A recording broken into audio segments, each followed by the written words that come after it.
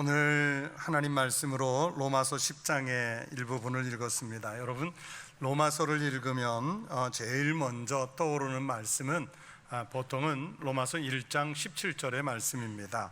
복음에는 하나님의 의가 나타나서 믿음으로 믿음에 이르게 하나니 기록된 바 오직 의는 믿음으로 말미암아 살리라 함과 같으니라. 바로 이 말씀입니다. 우리 개혁교회 신학을 한마디로 요약하면 이신칭의입니다. 로마서 1장 17절의 말씀대로 믿음으로 말미암아 의로워진다, 그런 뜻입니다. 마틴 루터나 깔뱅 또는 쯔빙글리 이런 종교개혁하신 분들이 바로 이 말씀에 근거해서 오직 믿음이라는 것을 강조했습니다. 그러니까 로마서의 핵심은 믿음으로 의로워진다는 것이고, 그 가운데서도 핵심되는 단어는 믿음입니다. 그래서 오직 믿음입니다. 여러분, 우리는 율법으로 의로워지는 것 아니에요. 또 내가 교회 다니면서 어떤 공로를 세웠다고 해서, 공적을 쌓았다고 해서 그것 때문에 의로워지는 것 아닙니다. 우리는 오직 유일한 것, 믿음으로만 의로워질 수 있습니다. 그 연장선상에서 오늘 본문은 그런 관점에서 믿음으로 의로워지는 방법에 대해서 말씀을 주시고 있습니다. 믿음의 첫 단계는 바로 예수님을 주님으로 믿는 일입니다. 우리는 간혹 교회에서 내가 봉사하는 것을 통해 또는 어떤 신앙적인 일을 하는 것을 통해 믿음을 표현한다고 생각합니다. 물론 그것도 틀린 방법은 아니지만 믿음에 있어서 제일 중요한 것은 먼저 예수님을 주님으로 믿는 믿음이 표현되어야 하는 것입니다. 오늘 본문의 말씀대로 마음으로 믿고 입술로 고백해야 됩니다. 한 번은 제자들이 예수님께 나와서 어떻게 하는 것이 하나님의 일을 하는 것입니까? 이런 질문을 했습니다. 제자들의 이 질문에 대해서 예수님이 답변하셨습니다. 예수께서 이르시되 하나님께서 나를 보내신 이를 믿는 것이 하나님의 일이니라. 하나님께서 보내신 이를 믿는 것이 바로 하나님의 일이라고 그랬습니다. 예수 그리스도를 의심 없이 분명하게 믿는 것이 다른 어떤 하나님의 일보다 중요하고 우선순위에 있어야 할 믿음의 조건이라는 것을 예수님이 말씀해 주신 것입니다. 이렇게 믿음의 첫 단계는 바로 예수님을 주님으로 믿고 신앙을 고백하는 일입니다. 그리고 믿는 믿음에 대해서 감추지 말고요, 주눅들지 말고요, 자꾸 입으로 시인하는 거예요. 입으로 시인하지 않는 신앙 고백은 저 사람이 진짜 믿는 신앙을 가졌는지 아니면 믿지 않는지 그것을 구별할 방법이 없습니다. 예전에 학생 때 시험 때가 되면 시험 범위 공부를 열심히 해야 되는데 어떻게 하면 공부를 더 잘할 수 있을까, 여러 가지 방법을 막 시도해 보지 않습니까? 어떤 학생들은 연습장에다가 자기가 공부하는 부분을 막 낙서하듯이 메모하듯이 막 쓰면서 머릿속에 그걸 막 집어넣어요.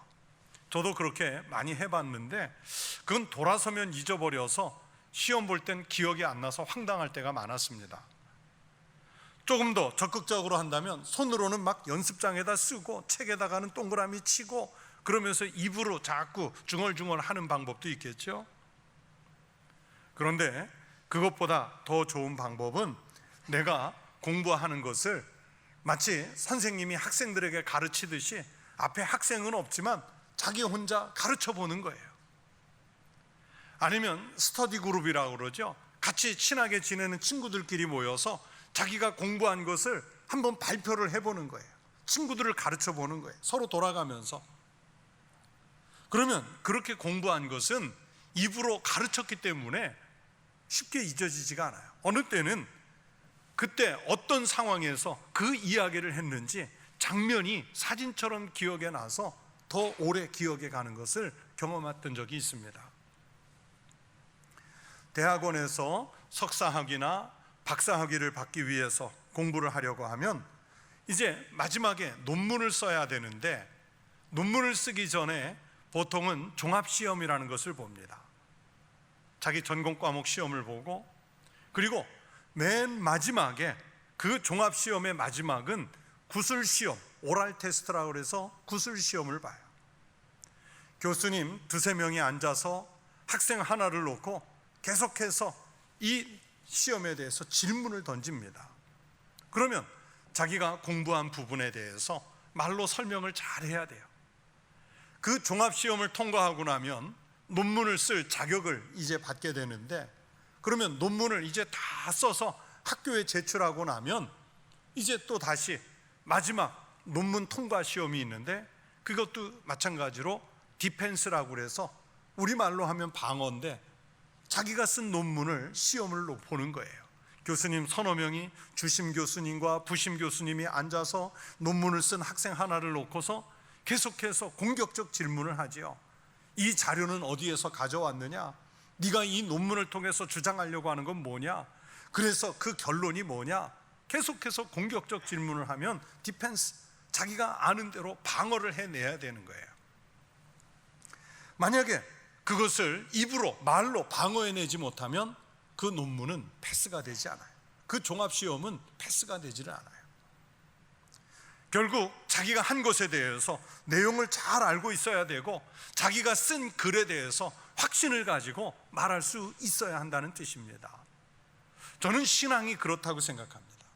자기가 확실하게 확증한 것에 대해서는 입으로 시인할 수 있어야 합니다. 그래야 믿음이 분명해지고 구원을 얻을 수 있습니다.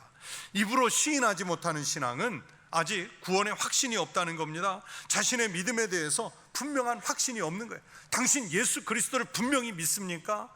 천국교회 왜 다니고 있습니까? 이런 질문을 받았을 때, 글쎄 교회를 한 10여 년 다니긴 했는데 그냥 다니다 보니까 다니는데 믿음은 없네요. 그러면서 뒷머리 긁고 있으면 그건 아직 믿음이 없다는 얘기죠. 우리가 예수님을 주님이라고 믿고 고백하는 내용 속에는 예수님이 태초부터 계신 하나님이시라는 것을 믿는 것입니다. 그분이 성육신에서 오신 것을 믿는 믿음이 있습니다. 예수님이 주님이 되셨다는 것은 예수님의 고난과 죽음, 그리고 부활하시고 승천하셔서 하나님 우편에 앉아 계시다는 것을, 즉 오늘 본문에서 말씀하는 이 모든 것을 다 통틀어서 같이 고백하는 겁니다. 우리가 조금 전에 사도신경 예배 중에 고백했지 않습니까? 바로 그 사도신경에서 고백하는 믿음들을 같이 믿는 거예요. 이 가운데 어떤 것은 받아들일 만하니까 믿고, 이것은 믿지 못하겠다 해서 거절해서 믿지 못하면 그것은 바른 믿음이 아닌 거예요. 오늘 본문 속에 시인한다 그랬죠? 이 시인한다라는 표현은 헬라어로 같은 것을 말하며 동의하다는 뜻을 가지고 있습니다. 사도들이 고백했던 것과 같은 것, 우리 신앙의 선배들이 목숨을 던져가며 순교해 가면서 지켰던 그 믿음과 같은 것, 오늘 성경을 읽으면서 고백하는 내용과 같은 것, 또 목사님들의 설교를 통해서 들으면서 아멘 하고 고백하는 그 내용과 같은 것들에 대해서 나도 동의하고 믿습니다, 이런 고백을 해야 온전한 고백이 될 수 있습니다. 오늘 본문 9절에 보시면 믿음에 대해서는 입으로 시인하고 마음에 믿으라고 말씀했습니다. 그러니까 내 마음에도 새겨놓고요, 그냥 새겨만 놓는 것이 아니라 내가 믿는다는 그 신앙의 고백을 당당하게 밖으로 표출할 수 있어야 한다는 얘기예요. 제가 부목사로 있던 교회에는 교구에 목사님 한 분, 전도사님 한 분이 파트너로 있는데, 저를 도왔던 여전도사님은 연세가 저희 어머님과 같은 나이에 여전도사님이셨는데, 각 가정을 신방을 가면 이제 저와 동행한 교역자니까 예배 중에 제가 꼭 그분에게, 설교 전에 그분에게 기도를 부탁할 것 아니겠습니까? 그러면 그 여전도사님은 하나님의 은혜를 흐르는 물에 새기지 말고 신비, 마음의 비를 말해요, 이 마음의 비석에 새겨서 지워지지 않게 해주십시오. 늘 그렇게 기도하셨어요. 저는 그 기도가 늘 그렇게 은혜로웠어요. 맞는 말이에요. 여러분, 그 확실하게 새겨진 신앙 고백의 결과는 구원이지요. 우리가 믿음으로 구원받은 줄로 믿습니다. 그런데 믿음이 없는 시인은 아무 쓸모가 없어요. 예수님께서 말씀하시기를 믿음도 없으면서 나더러 주여 주여 하는 자마다 다 천국에 들어갈 것이 아니요 말씀하셨습니다.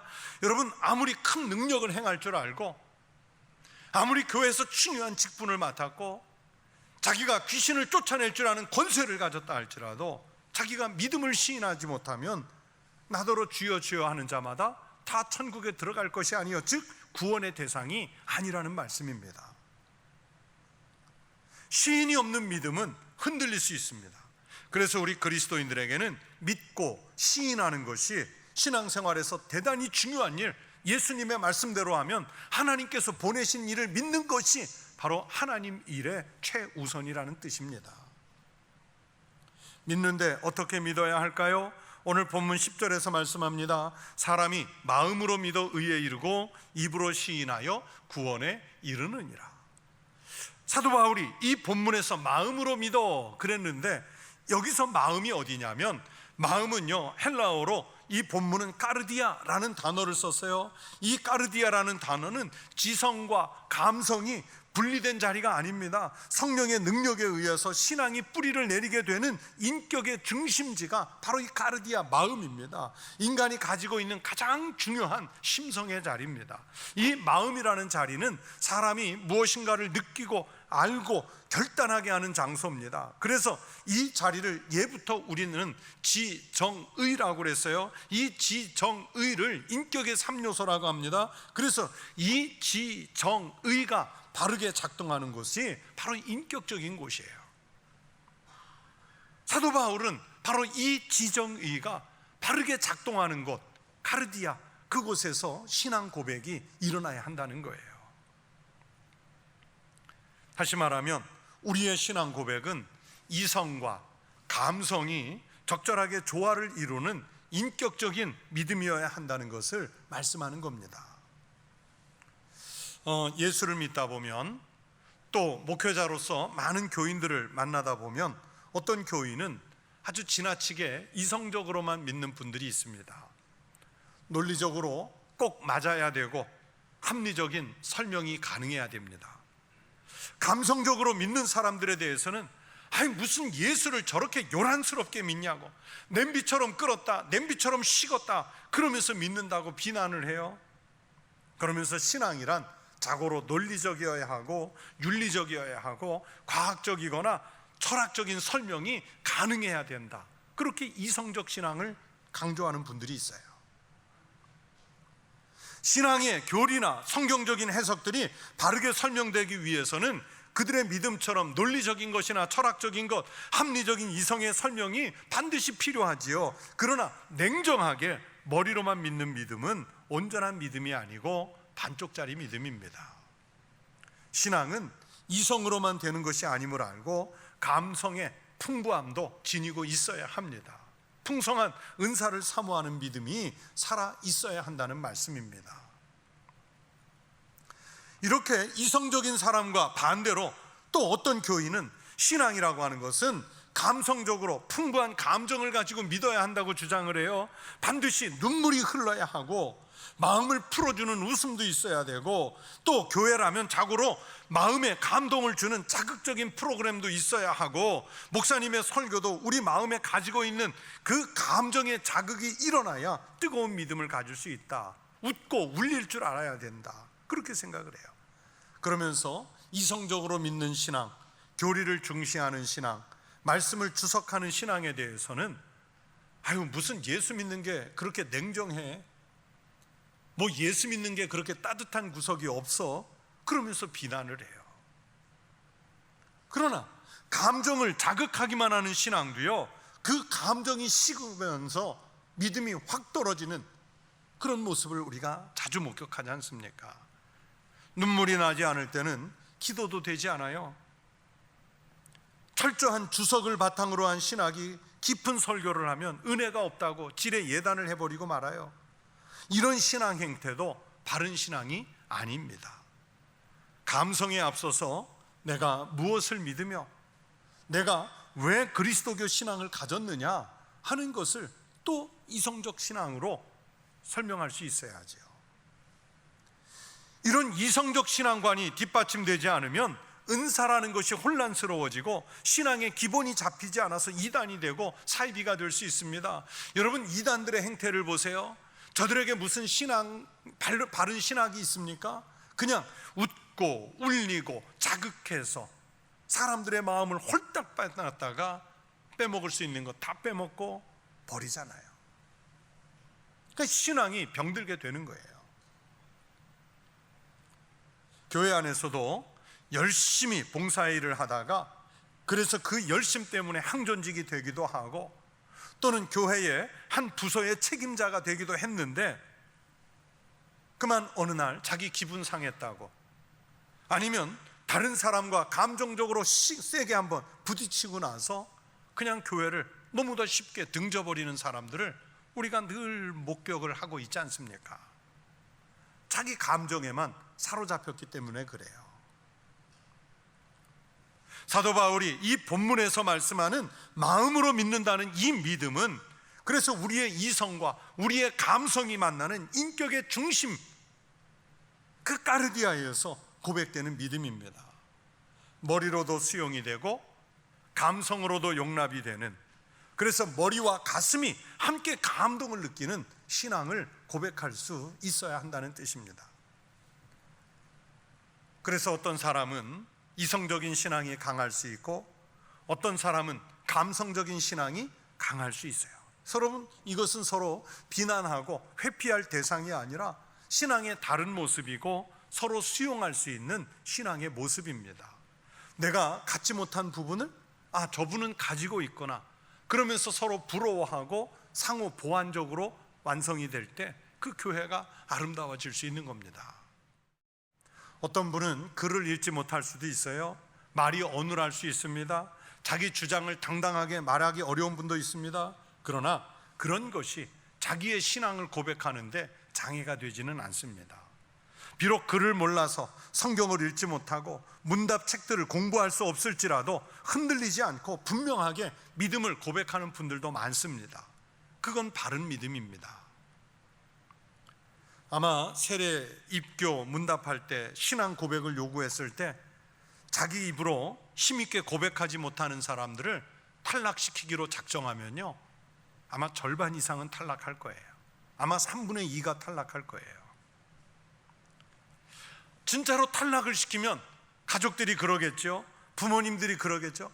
아니 겨우 전도해가지고 교회 데려다 앉혀놓고 몇 개월 데리고 다니다가 세례 자리, 입교 자리 갖다 놨는데 아니 그 문답 시간에 그게 뭐라고 탈락을 시켜버립니까? 그런데요, 실제로 제가 그 항의를 받아봤거든요. 안 되는, 믿음이 안 되는 분들이 너무 많아요. 그래서 그때마다 고민을 합니다. 하나님, 이 사람이 제발 이 예식을 통해서 정말 빠른 시간 안에 예수 믿게 해주세요. 지금 할 수 없이 하는 저 고백이 빨리 진실한 자기의 신앙 고백으로 바뀌게 해주세요. 할 수 없이 통과시키면서 제가 그렇게 기도를 하는 거예요. 사실은 그 자리에 올 때 신앙을 고백할 수 있는 사람이 와야 맞는 겁니다. 혹시 여러분 가족들 중에 세례나 입교를 아직 받지 않은 분이 있다면 그냥 세례 증서 받는 데 목적을 두지 말고요, 자기 마음으로 믿고 입술로 분명하게 시인하는지 점검해 보십시오. 세례를 받았다고 해서 마음에 믿음도 없는데 천국 가는 것 아닙니다. 또 반대로 미처 세례를 못 받았다고 해서 분명한 믿음을 시인하는 사람이 하나님 나라의 생명책에서 그 이름 지워지는 것도 아닙니다. 말씀드린 대로 믿음은 알고, 믿음은 느끼고, 믿음은 결단하는 것입니다. 어디에서? 이 마음에서. 내 인격 속에서 하나님을 만나고 그 만난 하나님에 대해서 감격스러워하는 감동이 있어야죠.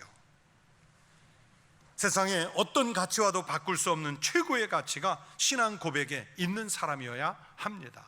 찬송가 94장 1절 가사에 이런 고백이 있습니다. 주 예수보다 더 귀한 것은 없네, 이 세상 부귀와 바꿀 수 없네.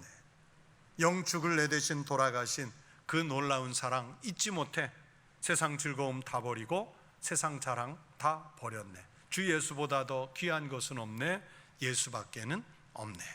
이 고백이 우리 성도들의 고백이 되시기를 바랍니다. 여러분, 예수를 정말 그렇게 믿으세요? 큰 부동산을 계약해서 이익을 낼 일하고 예배 시간이 중복되면 여러분은 뭘 선택하시겠어요? 주일 예배 시간 다 돼서 이제 예배 막 하려고 하는데 아주 친한 가게를 하는 친구가, 야, 내가 지금 급한 일이 생겨서 2시간만 와서 가게 봐줘. 그러면 내가 50만 원 줄게. 일당으로 50만 원 줄게. 그러면 여러분은 뭘 선택하시겠어요? 아마 하나님 앞에 타협하겠죠? 하나님, 제가 오늘만 예배 빠지고 가서 2시간 일하고 50만 원 받으면 딱 반띵해서 다음 주에 25만 원 헌금 드릴게요. 그러니 오늘 한 번만 봐주세요.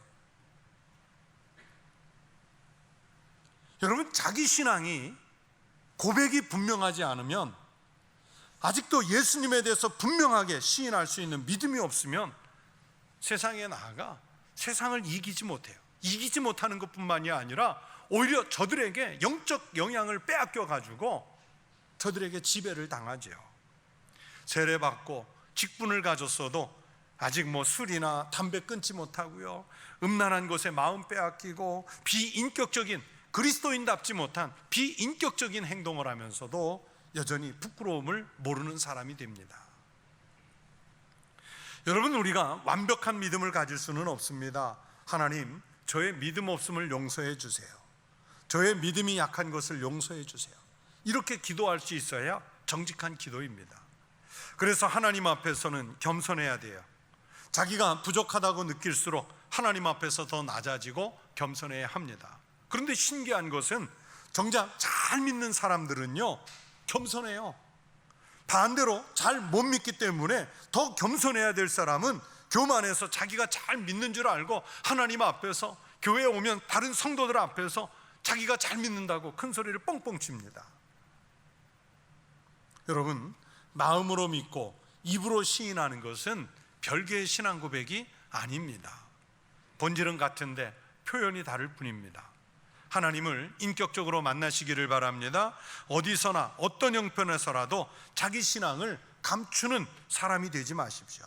모든 사람이 알아듣도록 자꾸만 고백을 하십시오. 예수님은 하나님이시다. 예수님은 나의 생명의 구세주시다. 예수님은 부활하셨다. 예수님은 승천하셨다. 나는 예수님을 믿는 사람이다. 나는 예수님 때문에 영생을 믿습니다. 이 고백이 여러분의 마음에 있고 여러분의 입술로 고백이 되시기를 축원합니다.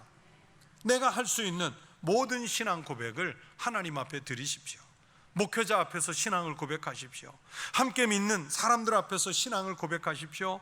여러분 가족들 앞에서도 용기 있게 고백하십시오. 특별히 믿지 않는 사람들 앞에서 괜히 주저하지 말고 주눅들지 말고 쭈뼛거리지 말고 입으로 고백하십시오.